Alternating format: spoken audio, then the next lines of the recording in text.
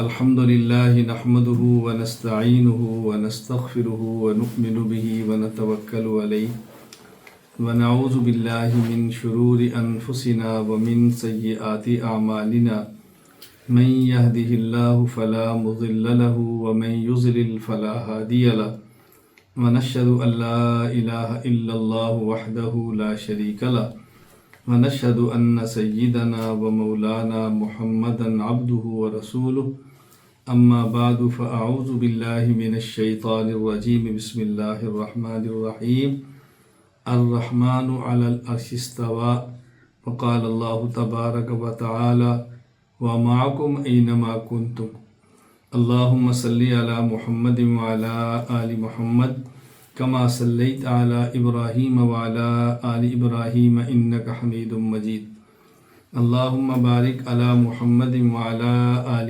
محمد كما باركت على إبراهيم وعلى آل إبراهيم إنك حميد مجيد۔ اللہ تعالیٰ کا شکر ہے کہ اللہ تعالیٰ نے ہمیں انسان بنایا، مسلمان بنایا، حضور اکرم صلی اللہ علیہ وسلم کا امتی بنایا اور وارثین نبوت اہل علم کے ساتھ ہمارا تعلق قائم فرمایا۔ ہفتہ بعد مجلس علمی آج 15واں نمبر ہے مجلس علمی کا، 28 رجب 1447 ہجری، 17 جنوری 2026۔ عنوان چل رہا تھا اللہ تعالیٰ کی توحید کے بارے میں ہلکا سا سبق دہرا دیا کرتا ہوں کہ پچھلا سبق آپ کے ذہن میں رہے۔ ہم اللہ تعالیٰ کی ذات کو ان کے اسماء اور صفات کے ساتھ مانتے ہیں۔ اللہ تعالیٰ کی ذات کو مانتے ہیں، اس کے لیے بنیادی 5 چیزیں ہیں۔ میں نے عرض کر دیا تھا اللہ تعالیٰ کی تعریف کیا ہے۔ اللہ تعالیٰ قدیم ہیں، اول آخر ہیں، اللہ تعالیٰ احد ہیں، بلا جسم، بلا مکان، بلا جہت، بلا کیفیت موجود ہیں۔ پھر اللہ تعالیٰ کی صفات ہیں، ان کی 2 قسمیں ہیں، صفات ذاتیہ، صفات فعلیہ۔ صفات ذاتیہ 7 ہیں، حیات، علم، قدرت، سمع، بصر، ارادہ، کلام، یہ الصفات ہیں۔ حیات فعلیہ، اس کے علاوہ حیات فعلیہ ہیں۔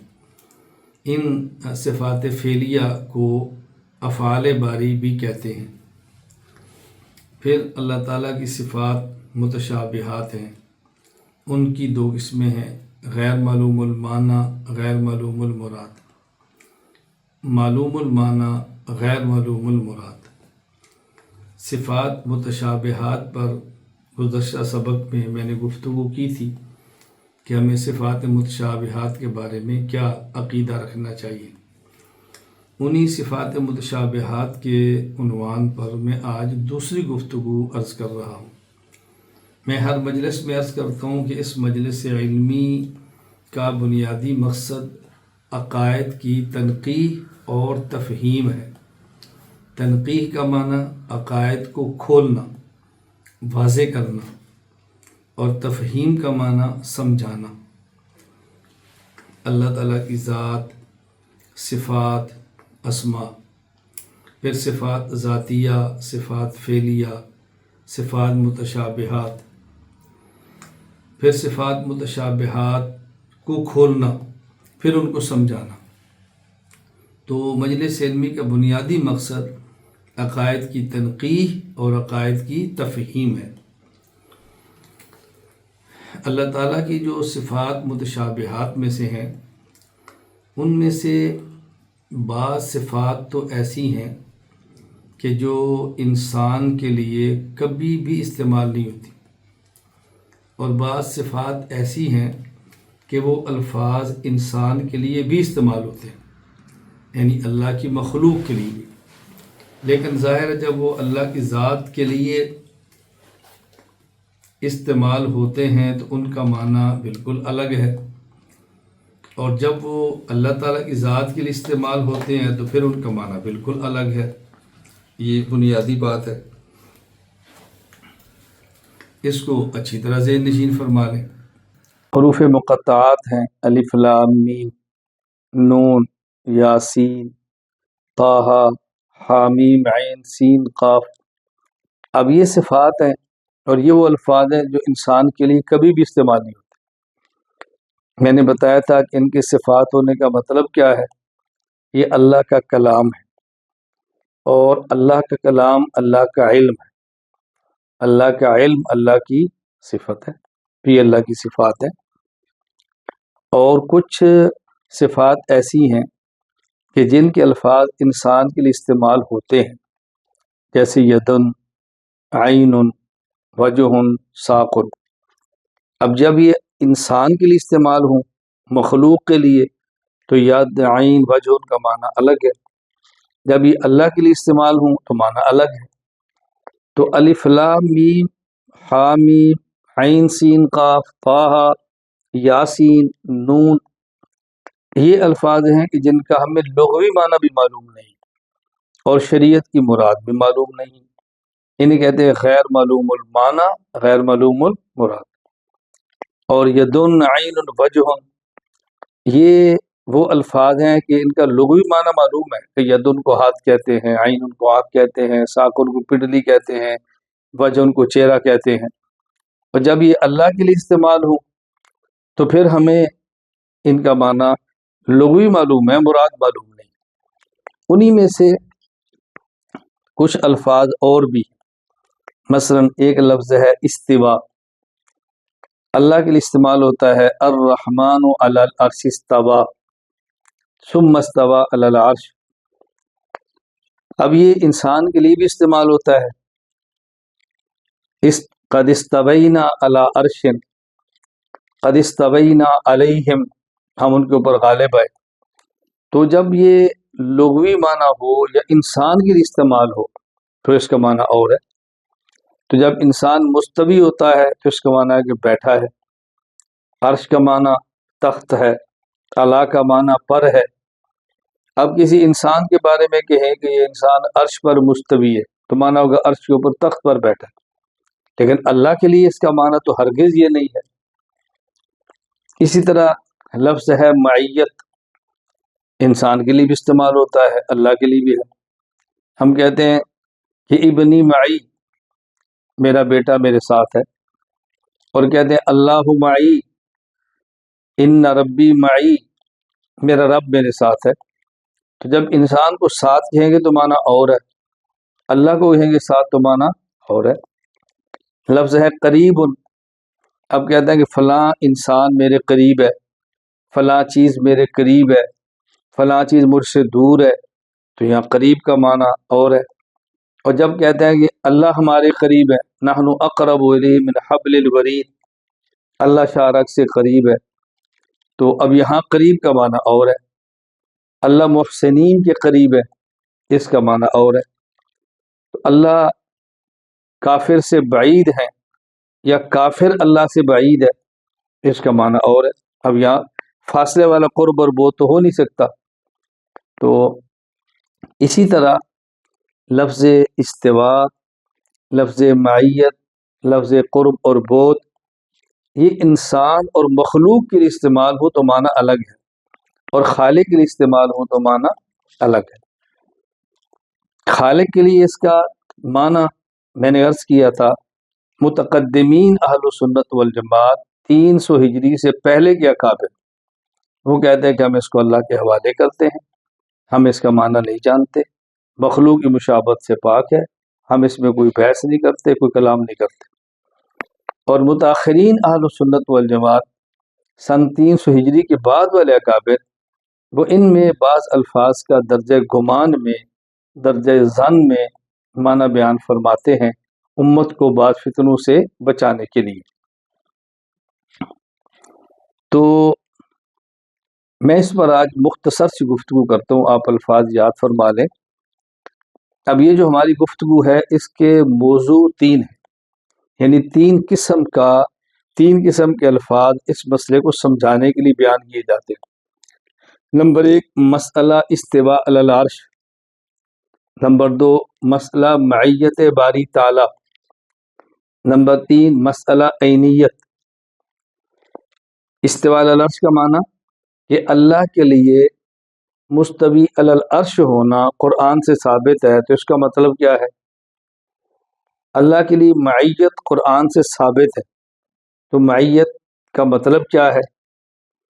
اللہ کے لیے قرآن کریم سے ثابت ہے اللہ تعالیٰ کے بارے میں کہ اللہ تعالیٰ موجود ہے، اور کہاں موجود ہے؟ اسے کہتے ہیں عینیت۔ عینہ کا معنی ہوتا ہے کہاں۔ تو یہ 3 الفاظ استعمال ہوں گے، استواء علی العرش، معیت، عینیت۔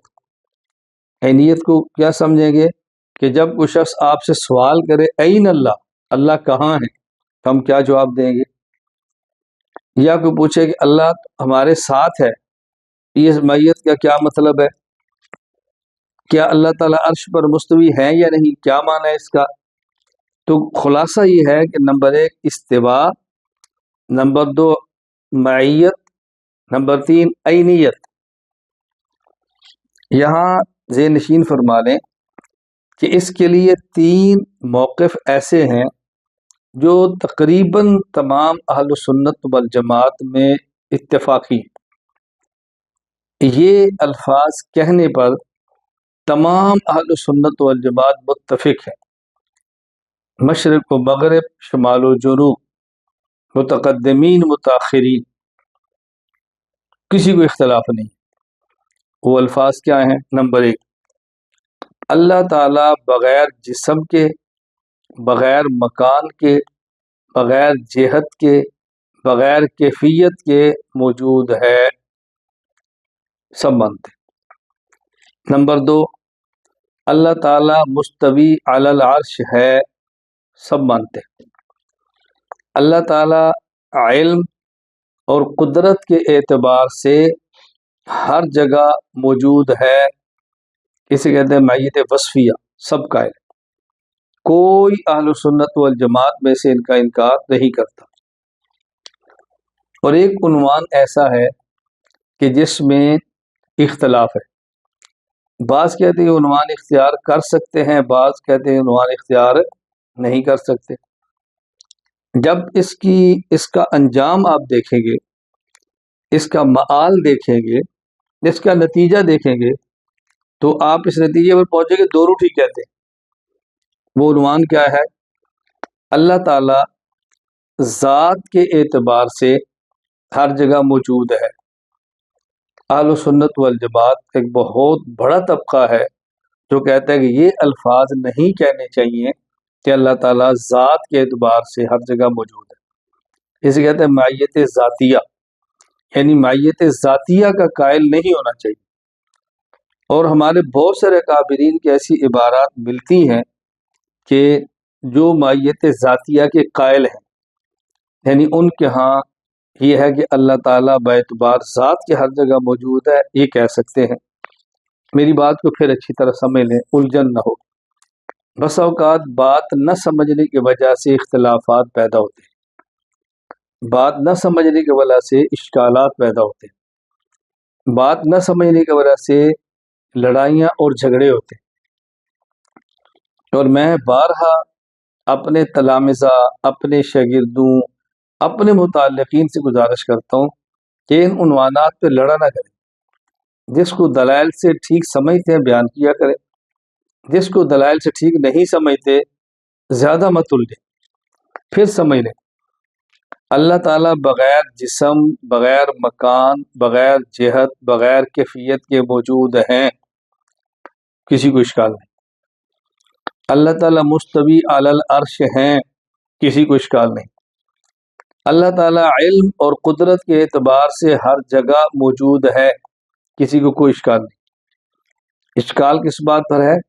اللہ تعالیٰ ذات کے اعتبار سے ہر جگہ موجود ہے، اس پر اشکال ہے۔ یعنی اتنے اشکالات ہیں کہ بسا اوقات اگر کوئی شخص یہ کہ اللہ تعالیٰ ذات کے اعتبار سے ہر جگہ موجود ہے، تو بعض کہتے ہیں کہ یہ بدعتی ہے، اور بعض کہتے ہیں مسلمان ہی نہیں ہے یہ جملہ کہنے والا۔ بعض یہ حد تک بھی کہہ دیتے ہیں۔ حکیم الامت حضرت تھانوی رحمۃ اللہ علیہ کی کتاب البوادر میں اشکال اور جواب کی صورت میں بات موجود ہے۔ میری جو فائل ہے توحید باری تعالیٰ، آپ اس میں دیکھ لیں، وہ عبارت بھی اور وضاحت بھی آپ کو الجھن نہیں ہوگی۔ لہٰذا یہ عنوان کہ اللہ تعالیٰ بغیر جسم، بغیر مکان، بغیر جہت، بغیر کیفیت کے موجود ہے، اس کی تنقیح اور تفہیم کی ضرورت نہیں ہے کہ بات سمجھ آ رہی ہے۔ اللہ تعالیٰ علم اور قدرت کے اعتبار سے ہر جگہ موجود ہے، یعنی اللہ تعالیٰ کے علم ہر جگہ پر ہے، قدرت ہر جگہ پر ہے، اس پر بھی کوئی زیادہ سمجھانے کی ضرورت نہیں ہے۔ اللہ تعالیٰ مستوی علی العرش ہے، اس کو تھوڑا سا سمجھانا پڑے گا، کیونکہ بعض لوگ اللہ تعالیٰ کو مستوی علی العرش سمجھتے ہیں، مانتے ہیں، لیکن مفہوم بیان کرنے میں سمجھتا ہوں کہ ان سے خطا ہو جاتی ہے، یا بات سمجھا نہیں پاتے، یا وہ سمجھے غلط ہوتے ہیں۔ اور اسی طرح اللہ تعالیٰ ذات کے اعتبار سے ہر جگہ موجود ہے، ماہیت ذاتیہ، اس کو تھوڑا سا سمجھانا پڑے گا۔ کیوں؟ جب ہمارے بعض اکابرین کی یہ عبارات سامنے آتی ہیں کہ اللہ تعالیٰ کی لیے ماہیت ذاتیہ ہے یا اللہ تعالیٰ ہر جگہ موجود ہے، تو اس پر دو الجھنیں پیش کی جاتی ہیں، دو اشکال پیش کیے جاتے ہیں۔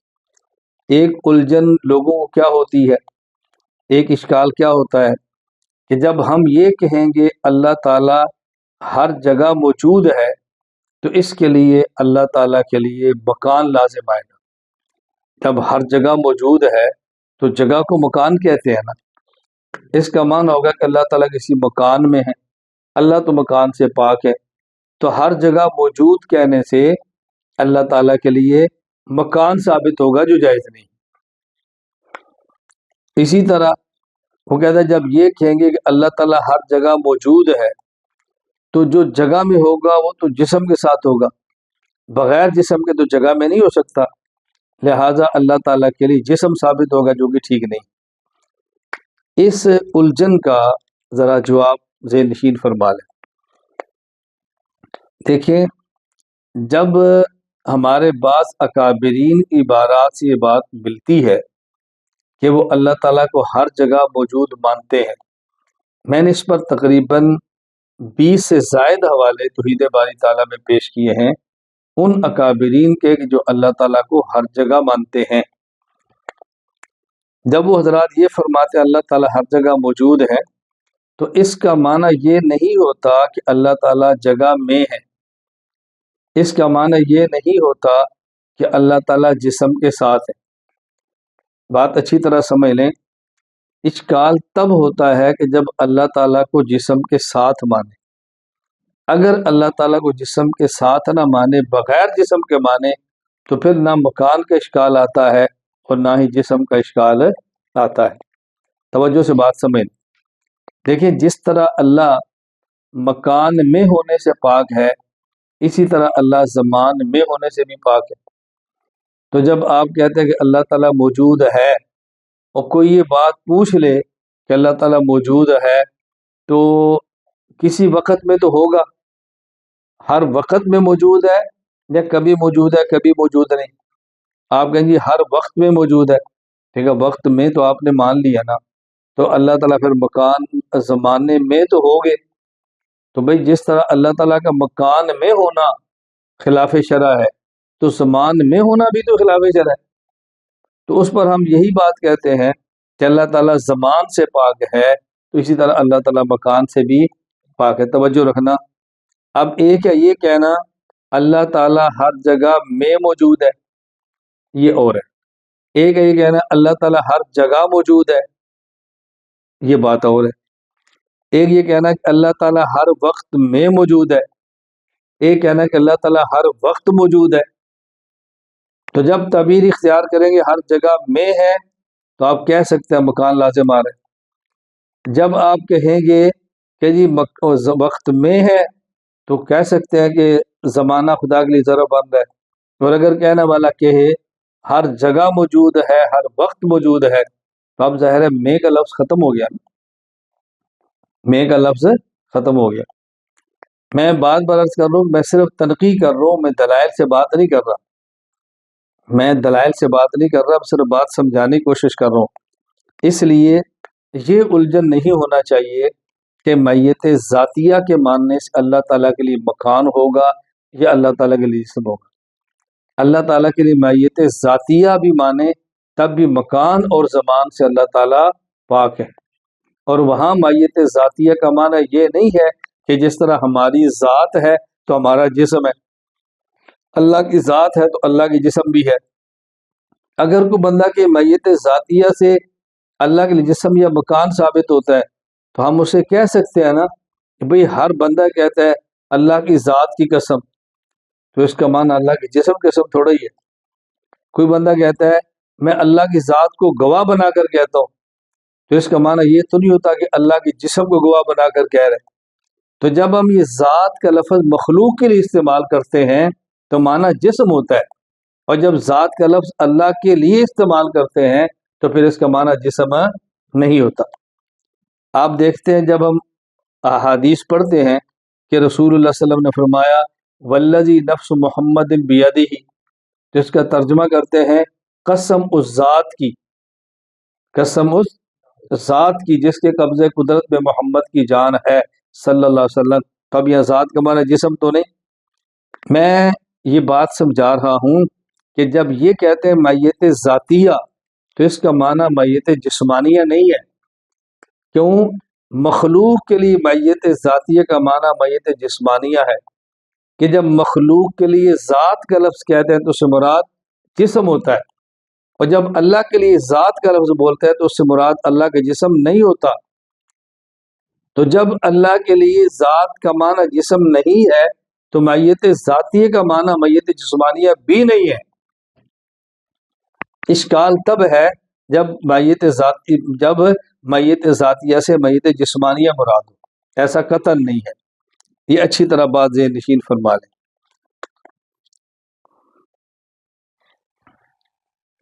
اور اس حوالے سے یہ بات بھی ذہن نشین فرما لیں کہ جب ہم اللہ تعالیٰ کے لیے میت وصفیہ کے قائل ہیں، یعنی میت علمیہ کے قائل ہیں کہ اللہ تعالیٰ علم اور قدرت کے اعتبار سے ہر جگہ موجود ہے، ٹھیک ہے، جگہ کا لفظ آن ہے نا، اللہ تعالیٰ علم اور قدرت کے اعتبار سے ہر جگہ موجود ہے، جگہ کا لفظ آ رہا ہے۔ تو جب ہر جگہ مانے گے علم کے اعتبار سے تو ہمارے مشائخ بعض یہ بھی فرماتے ہیں کہ اللہ تعالیٰ کا علم یا اللہ تعالیٰ کی قدرت جو صفات ہیں یہ اللہ تعالیٰ کی ذات کو لازم ہے۔ اللہ کا علم اللہ کی قدرت سے الگ نہیں ہے، اللہ کا علم اللہ کی قدرت اللہ کی ذات سے الگ، اس میں تلازم ہے۔ جہاں ذات ہوگی علم اور قدرت بھی ہوگا، جہاں علم اور قدرت ہوگی وہاں ذات بھی ہوگی۔ تو جب آپ علم اور قدرت کے اعتبار سے ہر جگہ مانیں گے تو ذات کے اعتبار سے تو ہر جگہ ماننا پڑے گا نا۔ اللہ کا علم اللہ کی ذات سے الگ نہیں ہے، اللہ کی قدرت اللہ کی ذات سے الگ نہیں ہے، تو وہاں ذات کا معنی جسم نہیں ہے۔ تو جب میت ذاتیہ کہیں گے تو یہاں بھی ذات کا معنی جسم نہیں ہے۔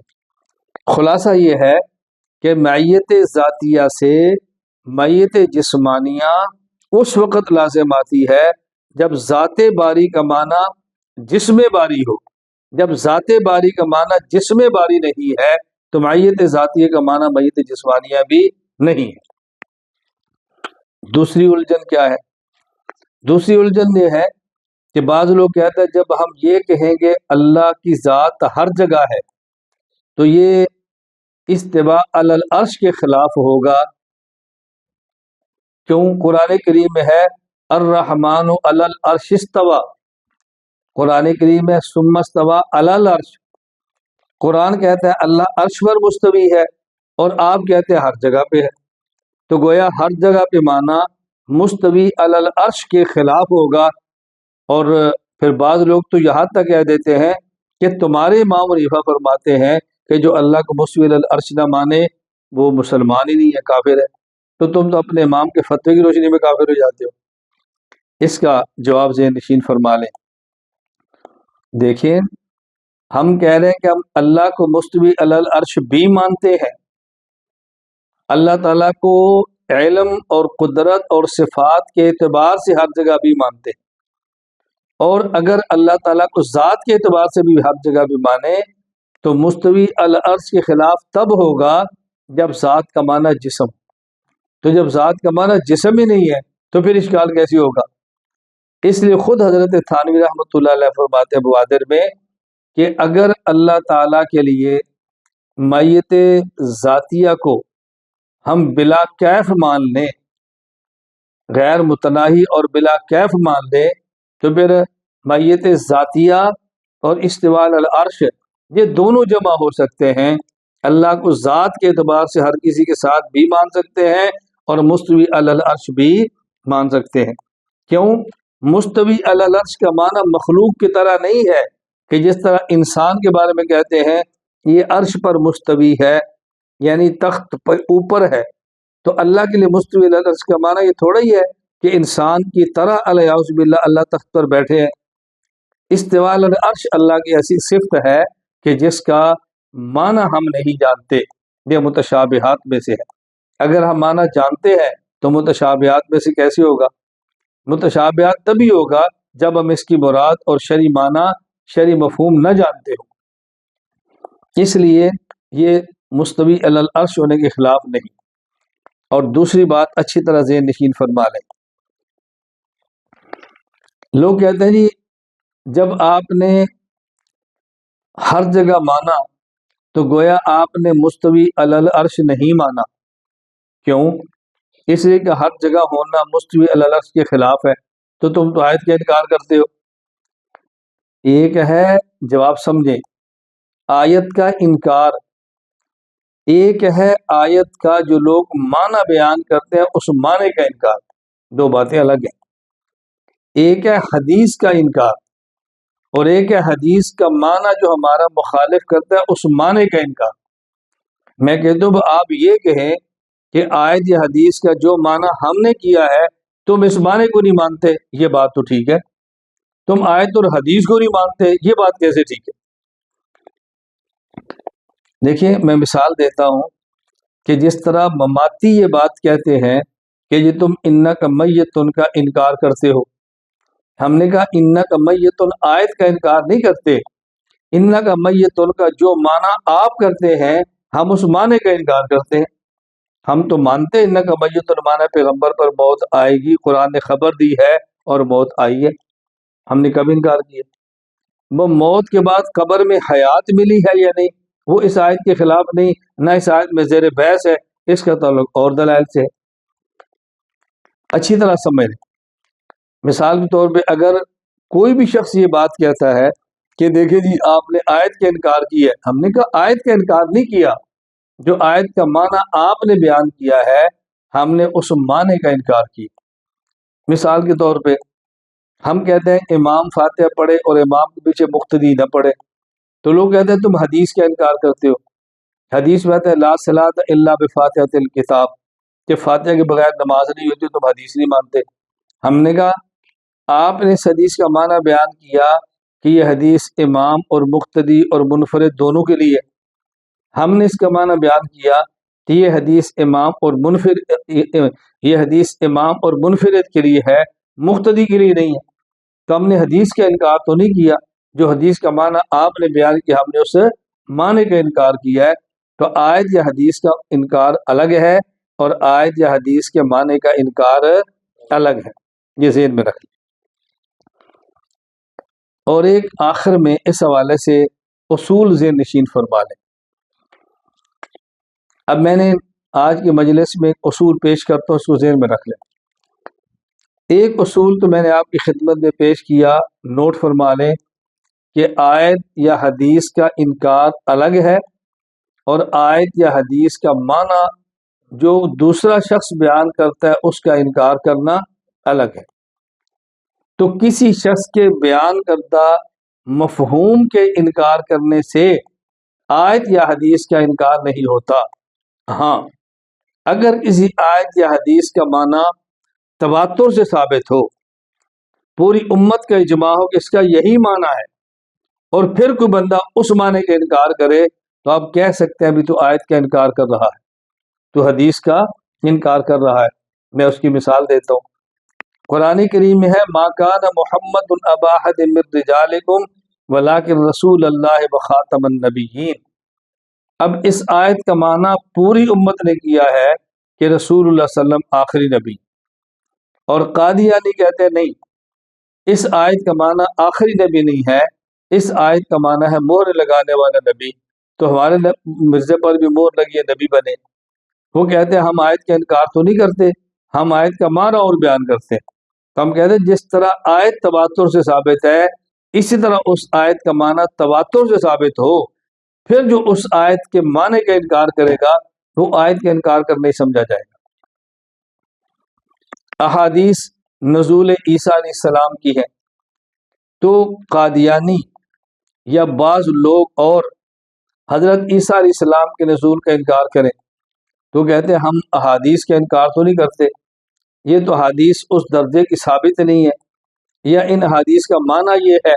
ہم نے کہا نہیں، یہ احادیث ثابت ہے اور تواتر سے ہے، اور ان کا جو معنی ہے وہ بھی تواتر سے ہے، لہذا اگر اس کے معنی کا انکار کریں گے تو حدیث کا انکار ہوگا۔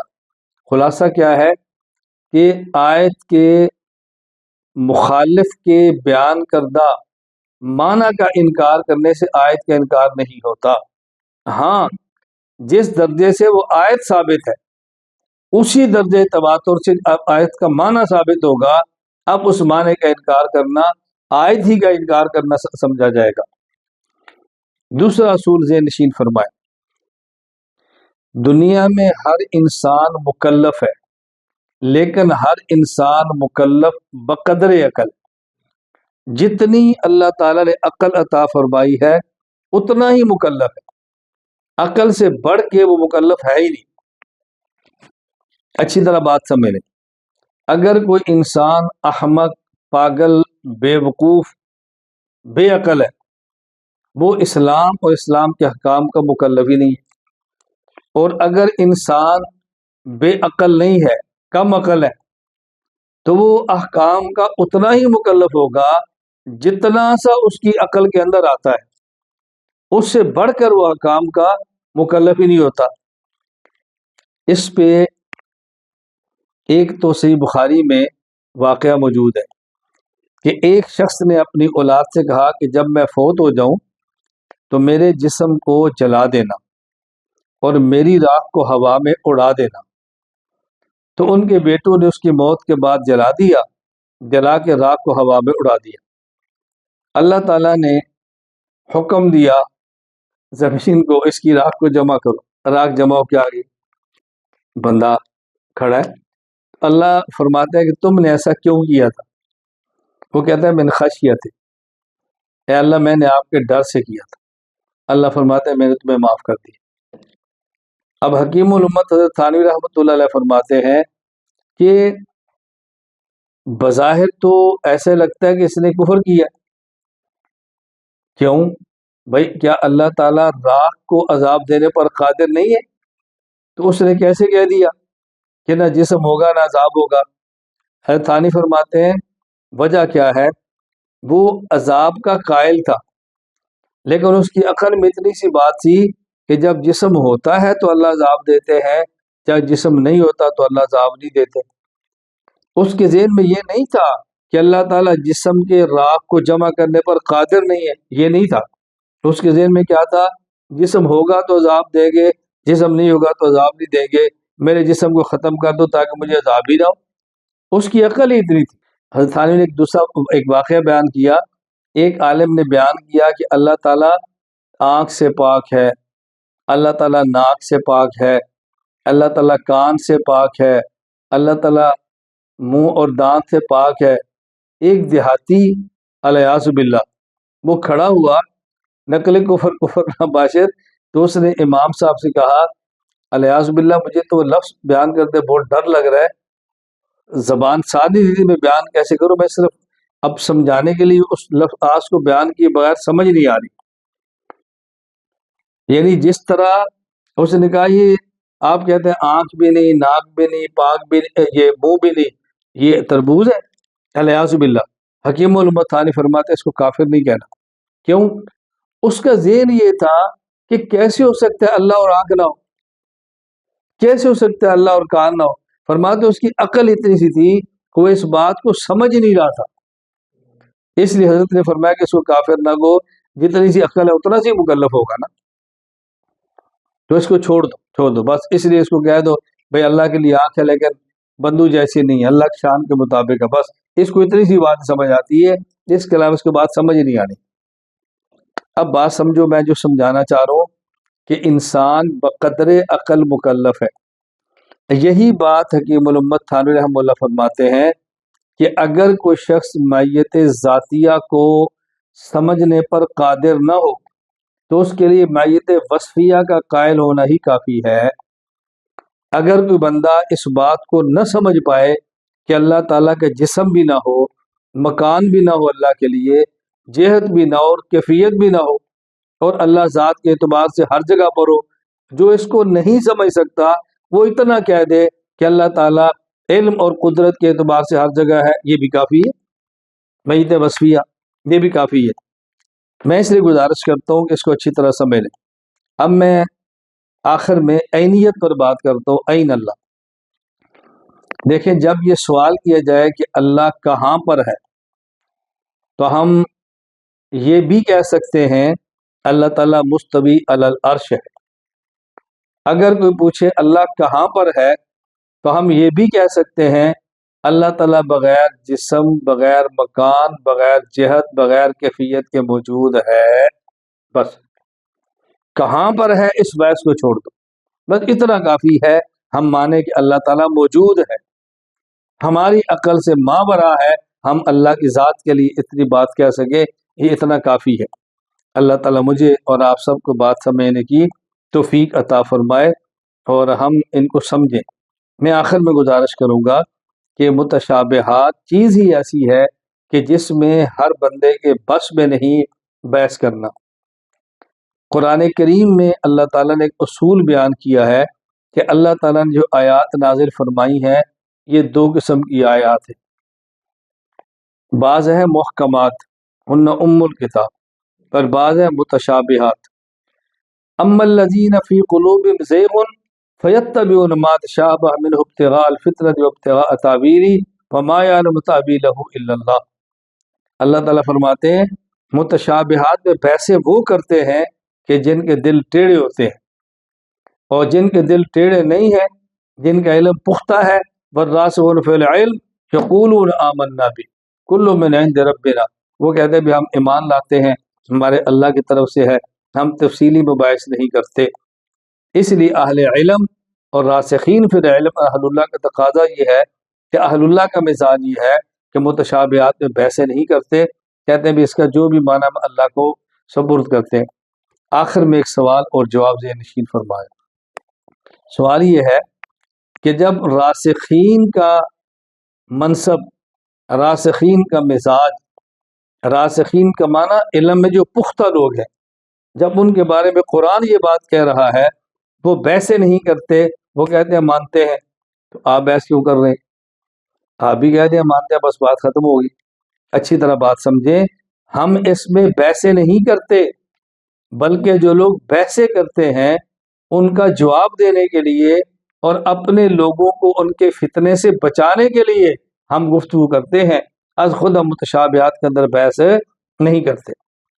اس کی مثال سمجھ لو، جس طرح امام ابو حنیفہ رحمہ اللہ فرماتے ہیں کہ رسول اللہ صلی اللہ علیہ وسلم آخری نبی ہیں، اور اگر کوئی شخص اللہ کے نبی صلی اللہ علیہ وسلم کے بعد دعوی نبوت کرے تو جو بندہ اس مدعی نبوت سے دلیل مانگے وہ بھی کافر ہے، دلیل مانگنے سے کافر ہو جاتے ہیں۔ سوال یہ ہے کہ جب مدعی نبوت سے دلیل مانگنے والا یہ کافر ہو جاتا ہے تو ہم قادیانیوں سے دلیلیں کیوں مانگتے ہیں؟ کہ اگر تم کہتے ہو مرزا نبی ہے تو دلیل پیش کرو، ہم کیوں مانگتے ہیں؟ بات اچھی طرح سمجھیں۔ امام ابو حنیفہ رحمۃ اللہ علیہ کے فرمانے کا مطلب یہ ہے کہ جو شخص دعوی نبوت کرے اسے کہتے ہیں مدعی نبوت۔ کوئی آدمی اس مدعی نبوت سے اس وجہ سے دلیل مانگے بھائی اگر دلیل اس کی ٹھیک ہوگی تو مان لوں گا، اور اگر دلیل ٹھیک نہیں ہوگی تو نہیں مانوں گا، اس لیے کہتے ہیں تم اگر کہتے ہو میں نبی ہوں تو تمہاری نبوت میں دلیل کیا ہے؟ یہ کافر ہو جائے گا۔ گویا اس کو حضور صلی اللہ علیہ وسلم کے آخری نبی ہونے پر یقین نہیں ہے۔ اور ایک بندہ مدعی نبوت سے دلیل اس لیے نہیں مانگتا کہ اس کی دلیل ٹھیک ہوئی میں اس کو نبی مان لوں گا. وہ اس لیے دلیل مانگتا ہے کہ یہ لوگوں کو دھوکہ دے رہا ہے، تو میں لوگوں کے سامنے سے پوچھوں تیری دلیل کیا ہے، تاکہ اس کی دلیلیں توڑو اور میں لوگوں کو بتاؤں کہ جھوٹ بولتا ہے، اس کے دلائل غلط ہیں. ایک ہے دعوی نبوت کرنے والے کی دلیلوں کو توڑنے کے لیے کہنا لاؤ اپنی دلیل، اور ایک ہے دعوی نبوت والے سے دلیل مانگنا تاکہ دلیل ٹھیک ہو تو میں مان لوں گا. یہ بات الگ ہے. تو ایک ہے متشابہات میں از خود بحث کرنا، یہ بات ٹھیک نہیں ہے. اور اگر کوئی متشابہات میں بحث کر کے امت کے عقائد کو بگاڑے تو اس کا جواب دینے کے لیے بحث کرنا یہ بات الگ ہے. اللہ مجھے اور آپ کو بات سمجھنے کی توفیق عطا فرمائے. وآخر دعوانا الحمدللہ رب العالمین.